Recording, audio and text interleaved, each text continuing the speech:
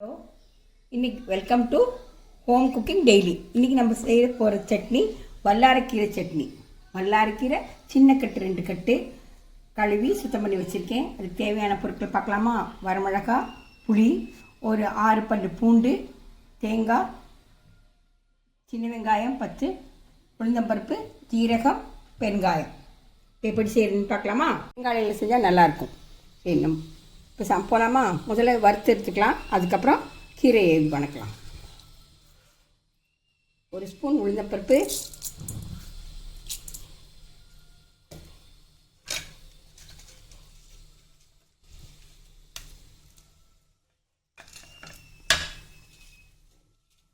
உங்களுக்கு காரம் வேணுன்னா ஜாஸ்தி வரமிளகாய் போட்டுக்கோங்க.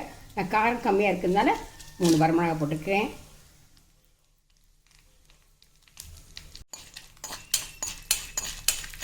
நல்லா வணங்கணும்.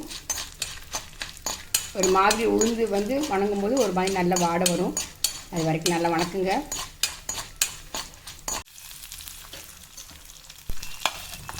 பூண்டு வணக்கண்டு.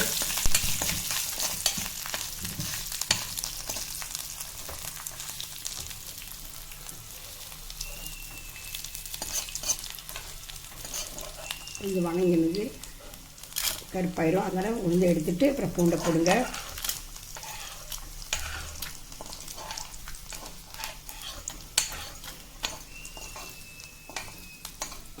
பூண்டு லைட்டாக வாங்கினா போதும்.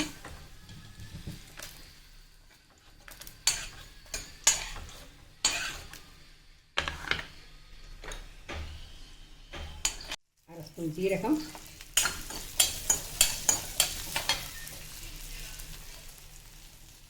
புளி,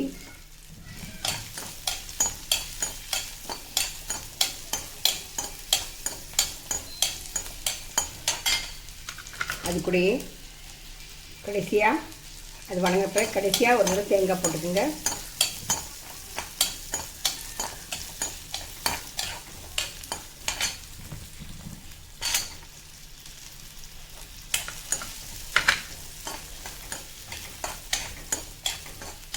ரெண்டே நிமிஷம் தேங்காய் போட்டு வணக்கிட்டு அதுக்கப்புறம் நம்ம கீரையை வணக்கலாம். இது நல்லெண்ணெயிலையோ தேங்காய் எண்ணெயிலையோ செஞ்சால் டேஸ்ட்டாக இருக்கும். நான் இன்றைக்கி தேங்காய் எண்ணெயில் செய்கிறேன். கடலைப்பருப்பு சில பேர் சேர்த்துக்குவாங்க, நான் இன்றைக்கி சேர்க்கல. கடலைப்பருப்பு போடுறதை விட இப்படி வறுத்து போடுறதுனால ஒரு மணமாக இருக்கும். வல்லாரைக்கீரை குழந்தைங்களுக்கு ரொம்ப நல்லது, ஞாபக சக்தி. இது கூட்டாகவும் செஞ்சு கொடுக்கலாம் குழந்தைங்களுக்கு.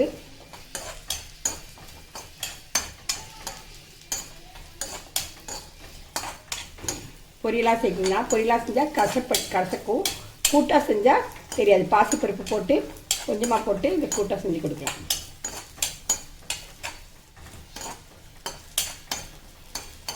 வாரத்துக்கு ஒரு முறை எடுத்துக்கிட்டிங்கன்னா இது நல்லது. இந்த கீரை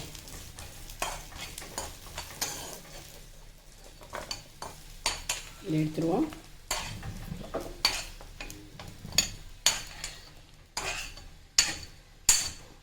இதிலே கொஞ்சம் தேங்காய் எண்ணெய் ஊற்றி கீரையை வணக்கிக்கலாம்.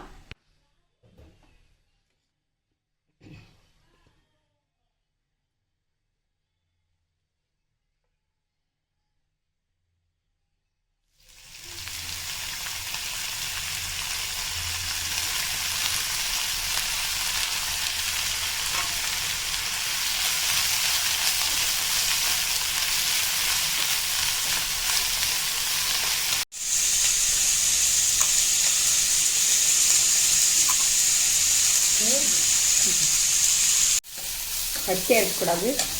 ஒரு 2 நிமிஷம் நல்லா வணக்கிட்டு அடுத்தடுத்து முளக்கத்தான் கீரை, பிரண்டை, இந்த சட்டிலாம் நான் சொல்லித்தரேன். பிரண்டை தொக்கு, இதை ஆற வச்சு நம்ம சட்னி அரைச்சிடலாம். இன்னும் நல்லா வறுபடணும். கீரை ஒரு மாதிரி சுண்டி வரணும். கீரையோட கலர் மாறணும்.